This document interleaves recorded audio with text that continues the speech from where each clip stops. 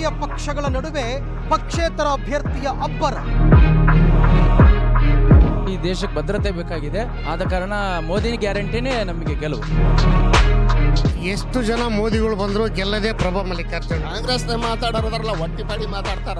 ನಾವು ದೇಶ ಎರಡು ಪ್ರತಿಷ್ಠಿತ ರಾಜಕೀಯ ಕುಟುಂಬಗಳ ನಡುವೆ ಬಿಗ್ ಫೈಟ್. ಬಿಜೆಪಿ ಬಂದ್ರೆ ಚೆನ್ನಾಗಿರುತ್ತೆ, ಡೆವಲಪ್ಮೆಂಟ್ ಆಫ್ ನೇಷನ್. ಮೋದಿ ಏನ್ ಬದುಕಿಸ್ರಿ ಎಲ್ಲ ಏರ್ಸಿಂತ ಹೊಂಟ್ರಿ, ಈಗ ಅದಕ್ಕೆ ಕಾಂಗ್ರೆಸ್ ಬರ್ಬೇಕು. ನರೇಂದ್ರ ಮೋದಿ ಅವ್ರ ಗೈಡ್ಲೈನ್ಸ್ ಅಲ್ಲಿ ಏನ್ ಇಂಡಿಯಾ ಡೆವಲಪ್ ಆಗಿದೆ ಅಲ್ಲ, ಬೇರೆ ಯಾರು ಮಾಡಕ್ಕಾಗಲ್ಲ ಸರ್ ಅದು. ಮೋದಿ ಬಂದು ಹೋದ್ಮೇಲೆ ಇಲ್ಲಿನ ರಾಜಕೀಯ ಚಿತ್ರಣ ಬದಲಾಗಿದೆಯಾ? ಕಾಂಗ್ರೆಸ್ ಗೆಲ್ತದೆ. ಗಂಡನ್ ದುಡ್ಡು ತಗೊಂಡು ಏಂತಿ ಕೂಡ ಅಂತದ್ ಏನಾಯ್ತು, ಹೆಣ್ಮಕ್ಳೆ ಫಸ್ಟ್ ಜೋಬಿ ಕೈ ಹಾಕ್ತಕ್ಕಂತಿದ್ರಲ್ಲ. ಮೋದಿ ಮುಖ ನೋಡಂಗಿಲ್ರಿ, ಇವ್ರ ಮುಖ ನೋಡ್ತಾರ. ಮೋದಿ ಮುಖ ನೋಡಿದ್ರೆ ಇಲ್ಲಿ ಏನ್ ಕೆಲಸ ಆಗೋದಿಲ್ಲ.